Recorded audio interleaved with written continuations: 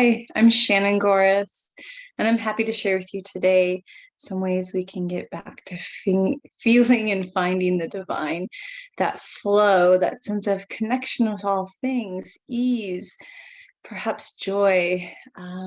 Spirituality is experienced in different ways by different people, but it's really hard to feel when we're stressed out. It's one of the things that blocks us from sensing divine guidance or a connection with a spirit greater than ourselves. There's also other reasons why we may feel disconnected from the divine God, spirit. But today I want to focus on regulating our nervous system so that we improve our likelihood to find connection and inspiration. And the information I'm sharing comes from a variety of sources. You'll also see a slide at the end sourcing each page if you want to learn more.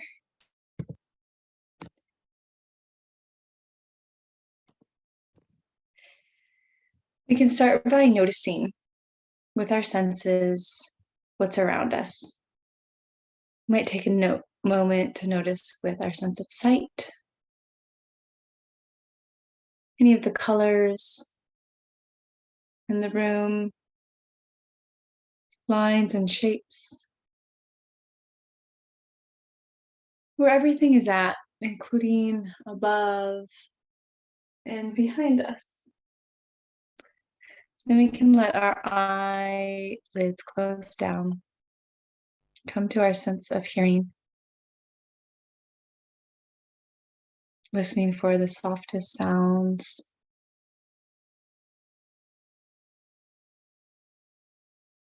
the loudest sounds.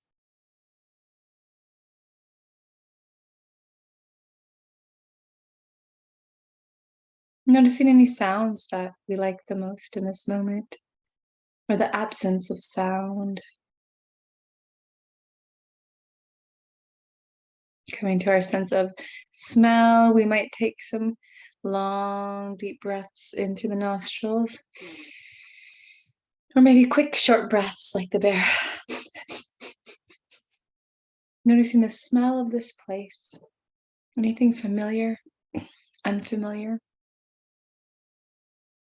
Perhaps the smell of your skin today. Shifting to the sense of taste, you can run the tongue along the teeth and gums of the mouth.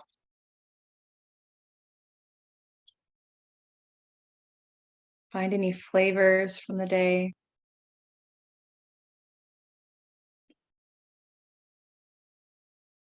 And then bring the hands in front of us. We will move them back and forth, feeling the viscosity of the air, temperature, anything else about the air of this space.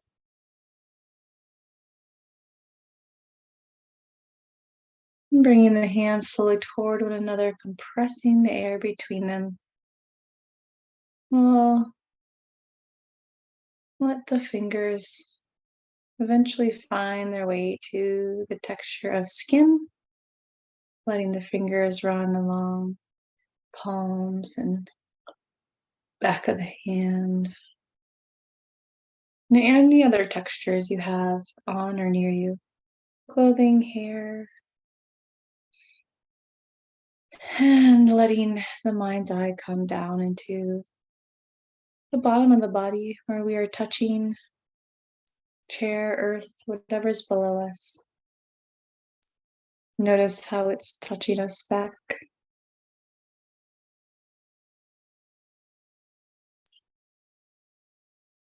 Letting the eyes blink open. We just practiced noticing with our senses, and particularly neuroception. We use our brain's awareness through our senses to bring up what may be subconscious into more of a conscious realm. So we can subconsciously scan our environment for danger, like a surveillance system to make sure we're okay. But by bringing ourselves into more presence with what we are sensing, we can relax even further. We can also regulate with each other If we were to breathe together, feel our heartbeat together, breathe in and out through our breath together, because our nervous system will respond to other people's nervous systems that are near us and important to us. If they feel anxious, we might get anxious. But if we ground and stay calmer, they might calm down with us. We are wired for connection and very aware of disconnection. Part of our nervous system is the parasympathetic nervous system, and that is the rest and digest aspect. It's the healing, slowing down.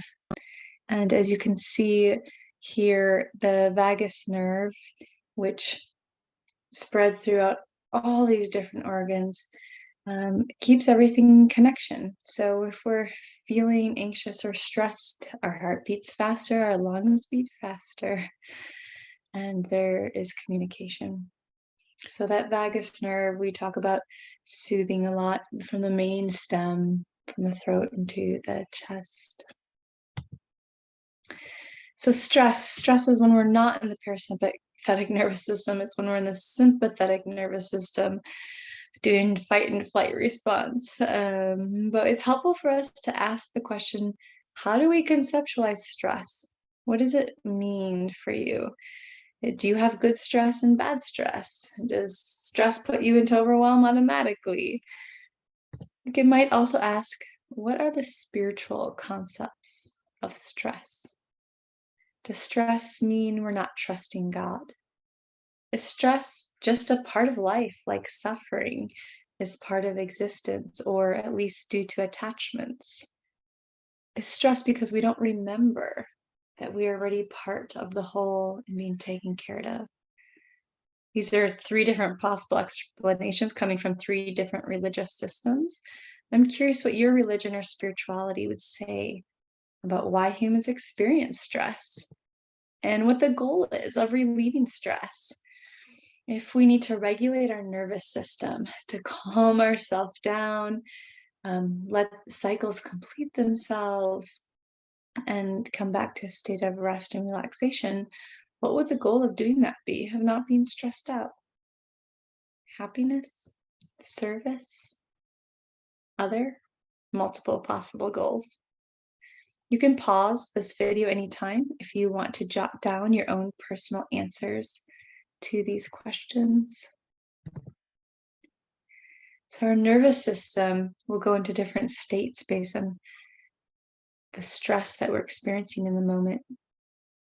The ventral vagal, again, the vagus nerve, ventral, that's in a parasympathetic state.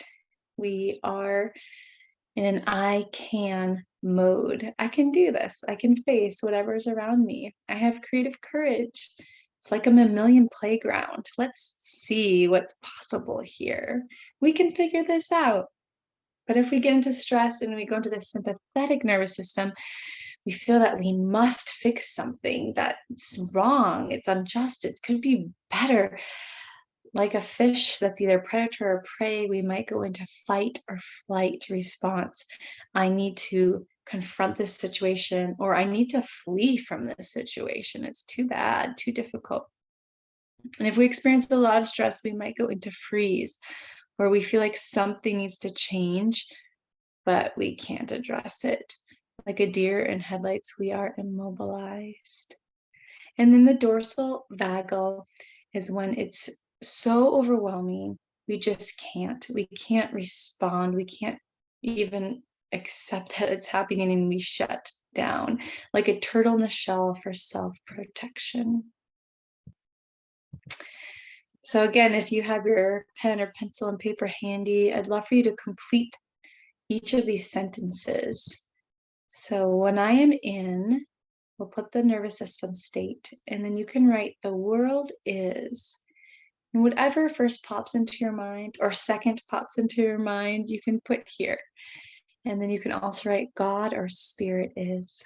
So when I'm in ventral, right, when I feel that I can, creative courage, mammalian playground, the world is what? Like what? And when I am in ventral, vagal state, God or spirit is. And then you can continue to fill in the phrase for each of these. When I'm in sympathetic, the world is, God or spirit is. So that's when I'm in fight or flight. And you might pause this if you want more time to go through freeze and dorsal. You might even consider the last time you felt one of these states. What did the world feel like around you? What did God or spirit feel like inside of you? And then continue when you're ready. So the vagal nerves hierarchy is looking at these ways that we feel in our body and the responses we have. And I'm wondering where spirituality fits in. Where do you most sense the divine? For me, the spiritual realm is above ventral vagal. Sometimes I say I'm blissed and I feel an energetic and emotional freedom. I call it the consciousness playground. I can take on different perspectives. I can zoom out and zoom in, and it's pretty freeing as well as grounded and supportive. Other people might experience the spiritual realm differently based on their own spirituality. Maybe for you, it's I'm equanimous. I feel rooted in loving kindness, or I'm surrendered. What might your key markers of being in a spiritual flow state be? Ventral can be an expanded state, that I can state. We just don't know how high it can go, or maybe we will find out. If we've had a lot of stress, we will experience a reaction to that stress that's greater than the time that event happened in. So if we have one serious incident or a series of events that are emotionally disturbing, we'll have lasting adverse effects on our functioning in all realms. So these are traumatic stress, and we'll have reactions when we get stressed out later because our body is responding and remembering that original stress. We'll also take on behavioral coping patterns as ways of dealing with that. We can also consider trauma a crisis of faith and of community care and self-power, because if we're so much into trauma that our stress blocks us from sensing the divine, then we may not know where we fit still within our spirituality. And then if we had the community care we needed, we may be able to more quickly heal from traumatic effects. Trauma can also be caused by religious communities, unfortunately, but we can also be individuals and communities who help heal with care. An important thing is to know that having what's called a trigger or a reactivated sensation of trauma is not a moral failure. It is a natural response in our body. And we can relearn safety, connection, and social engagement through our bodies. We can also shift disorganized attachment and deregulation patterns. So when we're born and we connect with our caregivers, mom, dad, parent, we may have attachment that's not totally secure bond or healthy based on how those interactions went. And we may need to relearn that sense of security and safety through relationships that are good and provide that. We can co-create a sense of safety with each other by regulating our nervous system and using mirror neurons in our brain where we see and respond, have some feelings from what's happening of those around us, by having kind eyes and a soft, soothing voice. So when I lead meditation, I use a more warm and melodic voice. When I'm giving a presentation, I might use a more stark and informative voice. We can also practice relaxed but awake bodies and present attention, using our senses to stay in the space and active listening with one another. If we're out of regulation, there are some tools we can use, again, through our senses to bring us back into a parasympathetic nervous system state, or to reground, to get back to ventral vagal, where we can be engaged in social connection and then possibly divine connection. Here's a list of different interventions that may or may not work for you, your children, those you love. Sometimes it takes experimentation with individuals and also with different stressors. We may need different interventions, different sensory calming tools for different kind of stressors and things that are happening. What works once doesn't always work again. We can also look at specific states of stress and how we might bring resources to them to transform or move through them. In the sympathetic fight or flight state, we might need an active energy release followed by a grounding practice. There's some examples here of practices where there's more movement and circulation and then a calming down. Or if we're in freeze, we might need to release agitative energy with a little slower movement, like medium pace. Instead of dancing, maybe walking, or maybe talking, or two people doing a hand dance, shaking hands. And with dorsal vagal, that's the shutdown. We need very gentle movement. Maybe just doing a flower breath. Inhaling, hands open, exhaling, close. But in this state, we wouldn't want to lead a guided meditation with eyes closed, for example, because somebody needs a little waking up. There are practices we can do daily to help bring more calm to our body, to help our bodies remember calm and get back to it more quickly and amplify that feeling of safety. Completing emotional cycles without drowning in them means to honor, notice, witness, feel, allow emotions to rise, but not let the mind attach stories and capture and imprison the emotions to drag them out. That might mean we need to journal or do other ways of processing so we can move on. We can also use more C words like courage, capacity, care, and can. Corazón is Spanish for heart. And we can attune to the good. So there's many different practices like the Ignatian Examen from the Catholic tradition, where each day we look at how God has blessed us. There's gratitude journals where we write 5 things we're grateful for each night. But in some way, we gather up the glimmers of hope and of beauty. And when we're feeling tempted to get into complaining modes or fighting or forcing or fixing things differently, we stretch toward the bright, towards trusting in the possibilities and in good intentions. Of course, there's a lot of talk these days about mindfulness practices, movement practices, and other self-care strategies. So pick what you like and what works for you. We also need social connection and community care. We can't do it alone. Self-care just isn't enough. We are meant to co-regulate our nervous systems with each other through those hugs and kind eyes and singing and sharing food and whatever else touches you particularly. Here are several different sources that you may look into further if you're interested in this work.